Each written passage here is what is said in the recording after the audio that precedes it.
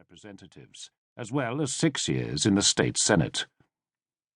On the 7th of October 1914, after a 7-year courtship, Honey Fitz's eldest daughter, Rose, married P.J. Kennedy's eldest son, Joseph, thus merging these two influential Irish-American clans.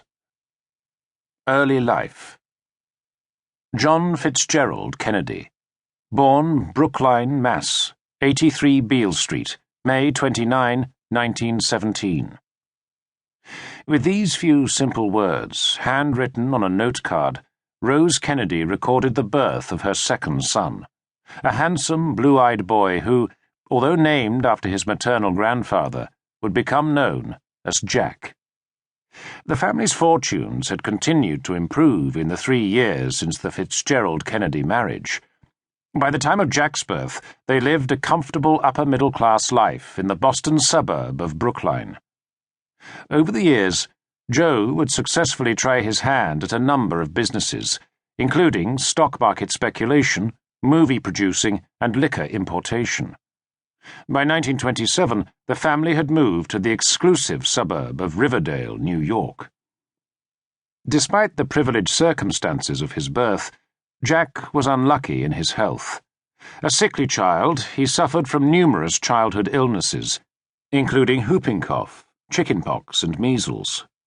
And then, 3 months shy of his 3rd birthday, Jack contracted a virulent strain of scarlet fever, a potentially deadly disease in these days prior to the discovery of penicillin.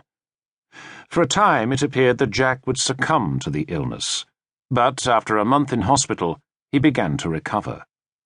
He would continue to struggle with ill health for the rest of his life.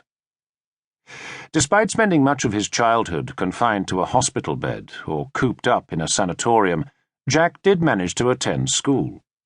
In 1931, after a brief and unhappy stint at the Catholic Canterbury High School, the 14-year-old boy enrolled at Coate, an exclusive Episcopalian boarding school in Connecticut.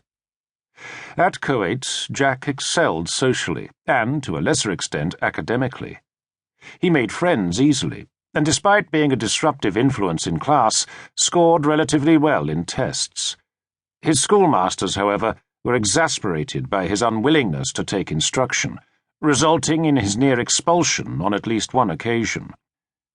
Before leaving Coate in 1935, graduating 65th out of his class of 110, Jack was interviewed by a school psychologist about his obstreperous behavior.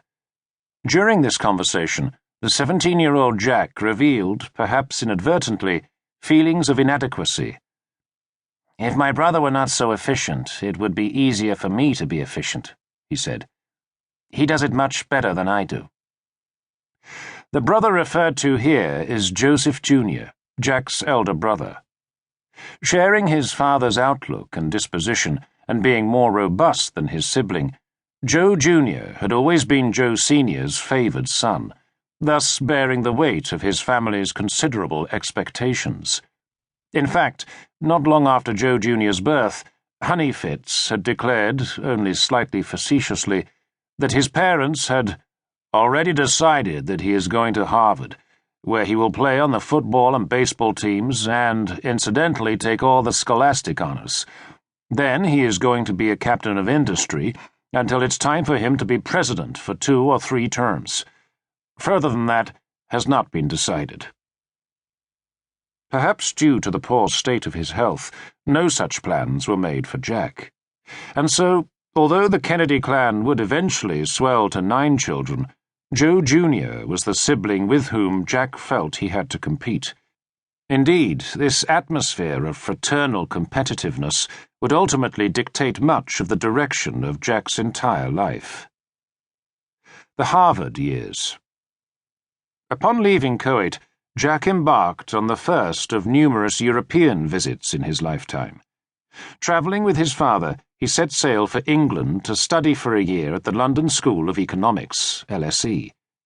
By now, Joe Sr.'s wealth had increased dramatically, and although rumours persisted that not all the Kennedy fortune had been acquired entirely legitimately, the family's social standing and influence had nonetheless improved significantly. A sojourn at the LSE seemed like an ideal way to continue the young man's cultivation. However, in late July, not long after arriving, Jack fell seriously ill, and despite a lengthy hospital stay and numerous tests, a definitive diagnosis was not possible. He returned to the United States in mid-October, when his mystery illness began to improve. Emerging from the shadows of his father and brother, both of whom attended Harvard, Jack chose to study at Princeton University.